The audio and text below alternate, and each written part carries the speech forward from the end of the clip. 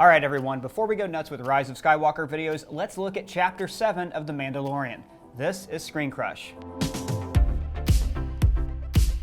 Now, if you're one of those people who thinks the show has been stalling, then you were in for a treat this week. This chapter uses previous standalone installments as building blocks, bringing Mando's supporting cast together into the same narrative. This chapter is directed by Deborah Chow, who also directed the stellar Chapter 3, The Sin, and is going to showrun the Obi-Wan Kenobi TV series. Early in the episode, Cara is fighting a Zabrak. This is the same species as Darth Maul, and we've seen them before in Chapter 3. This combat, where they're tied together, is a knife-fighting tradition that was from the Old West, and we've seen it repeated in numerous westerns and other media over the years. Now, this fight is also a nod to Gina Carano's career as an MMA fighter. Several times throughout the episode, characters mention her arm tattoo. Now, Grief thinks they're more of a problem for the Imperials than the Rebel tattoo that's on her face.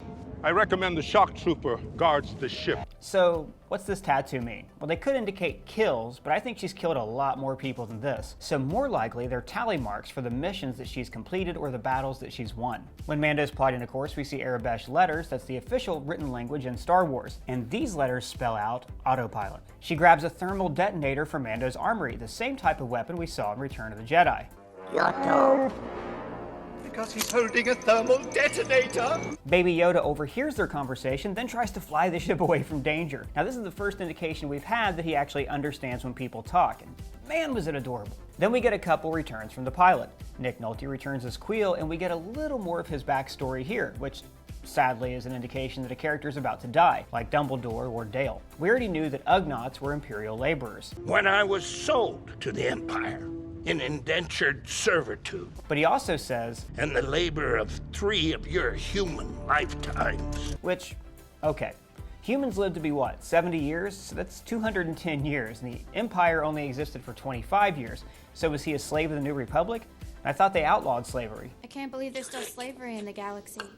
Oh, sorry, I guess he wasn't a slave, he was an indentured servant. Palpatine was right, that government was filled with hypocrites. There's a few things in this episode that I've talked about in previous Easter egg videos, so sorry if I'm repeating myself. I have spoken. The animals that he brings with him are blurgs. Now, these started off as background animals in the Ewoks TV movie, but were brought back in the Clone Wars TV series. And notice he calls the blurg a she, because as we learned in episode 1, this is a female. The males are all eaten during mating. He examines Baby Yoda and says that he does not look like a strand cast. Now, I'm guessing this is another way of saying a clone. We went into Baby Yoda's origin in a previous video where I ruled out that he was a clone for several reasons. So check out that video if you have time and you want to hear more detail.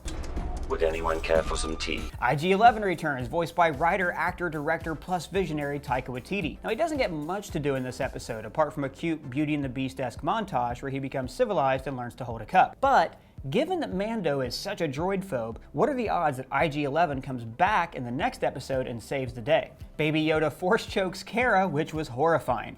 Now, a few people have asked me, does he do that because he senses that she's evil or something? I think the answer is no.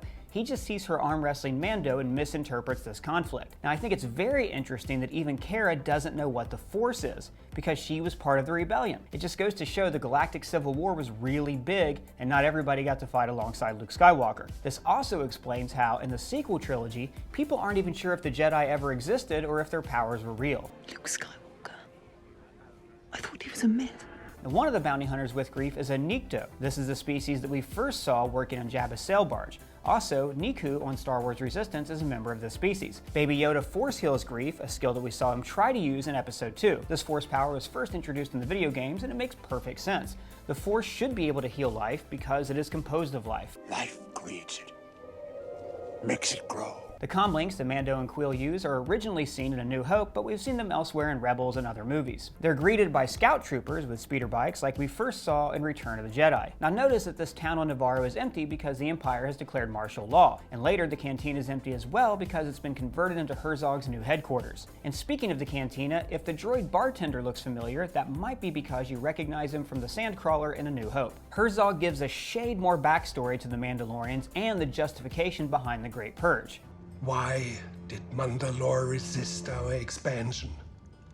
The Empire improves every system it touches. The last time we saw the Mandalorians in Star Wars Rebels, all the various clans and families united under one house to resist Imperial rule.